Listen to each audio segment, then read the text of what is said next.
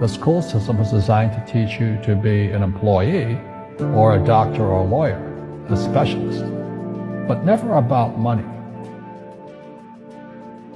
The poor will always be amongst us because it starts up here. Rich people cringe and say, don't tell them that, Robert. Yes. Don't tell people what you know. Right. Keep them poor.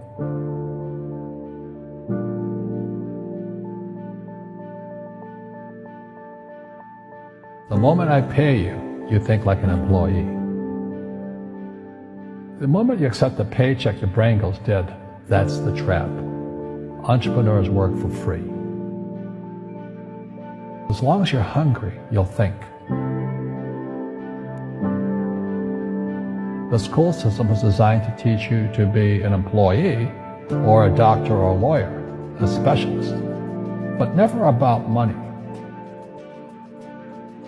The poor will always be amongst us because it starts up here.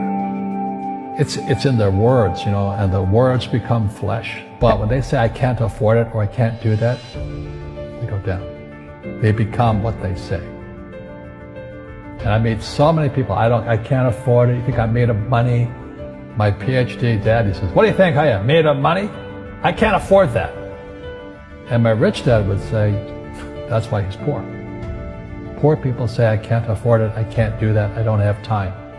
Because it's an escape. It's an escape. You know what I mean? It's easy to say, I can't afford it. Oh, I'm too tired. Oh, I can't go to the gym. When you could go to the gym. No, I can't. Truth is, I'm just too lazy to go to the gym. And your rich dad used to say what instead of, I can't afford it? How can I afford it? How can I do that? A question opens the mind, a statement closes the mind. See, when you say, I can't afford it, the mind shuts down, and you become what you say. People right now who are sitting at home, who are struggling financially or worried about money or unhappy, they may be making a lot of money, but unhappy with what they're doing. It was probably taught to you. Your superego was taught, get a job, work hard, or you'll never be rich, or the rich are evil, or whatever. Poverty is passed on. It's taught in your families. And middle class is taught in families. And until you change your mindset, Correct. Money won't help you, right? Correct. And we see that with people that win the lottery, people that make more money, they still have the same problem. Right. Because they have that poor man's soul. Right. If you're poor, you'll always be poor. That's really hard for people to Yeah, understand. the money will disappear that fast. Just like most pro athletes, they make millions of dollars, and 65% are bankrupt 5 years later. It's because they come from poor families. But unfortunately, what Mr. Lipton was saying, it's passed down genetically. That's the frightening thing.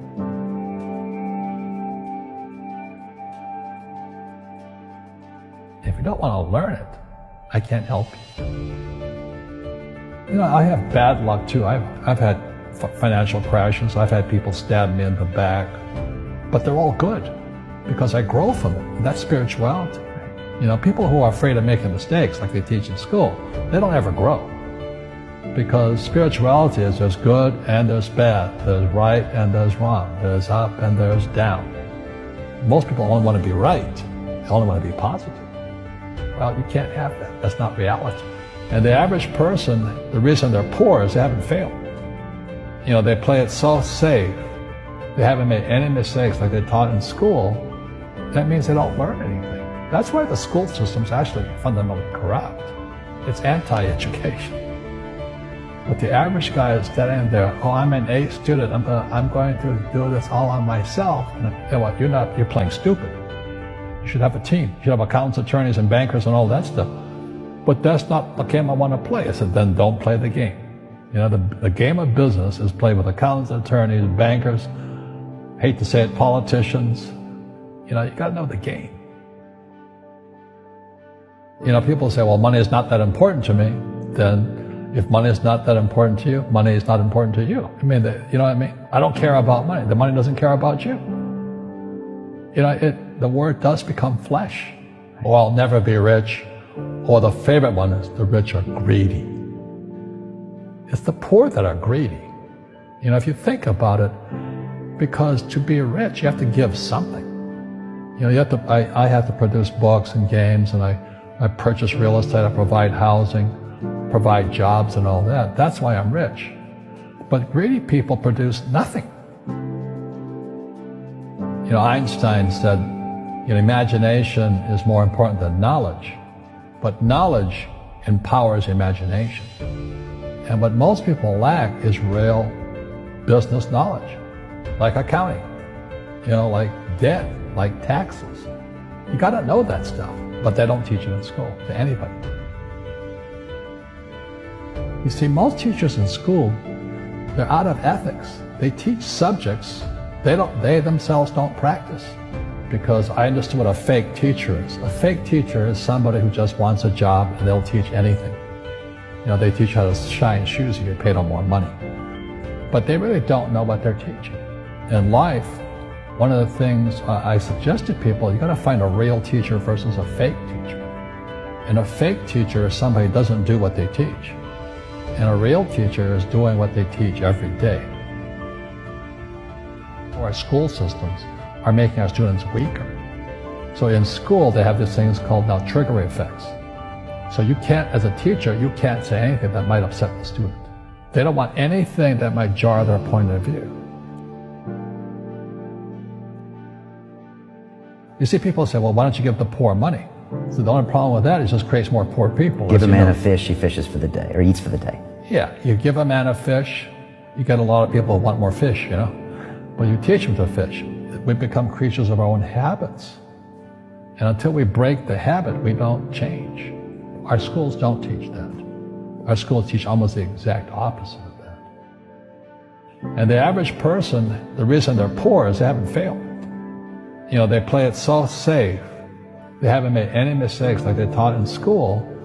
That means they don't learn anything. So what I say to young people is you find your game.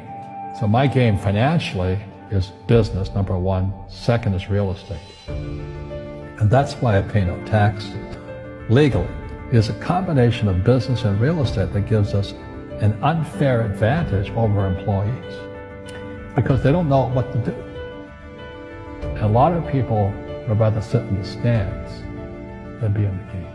One of the greatest ways to acquire great wealth is playing Monopoly in real life. 4 greenhouses, 1 red hotel. Well, is that all there is? That's it. Robert, if I could give you some kind of a magic phone and you could make a call to the 20-year-old Robert Kiyosaki and give that young man a bit of advice, what would you tell him? I would just say keep going. Just do what you have to do. Just, live it to the fullest, which I did. Nothing I ever did made sense. Could you imagine quitting a $120,000 a year job for $200 a month to go fight in Vietnam and almost die? It didn't make sense, but it was the best decision I made at that time. And I think what most people do is they let their parents or their friends talk them out of life. So afraid of failing. But failing is how we succeed. You look at guys like Edison and all that. They failed like 1,014 times before he invented the light bulb. Our schools punish you for making mistakes. That's why we have so many people who are so afraid of admitting they make mistakes or afraid of failing.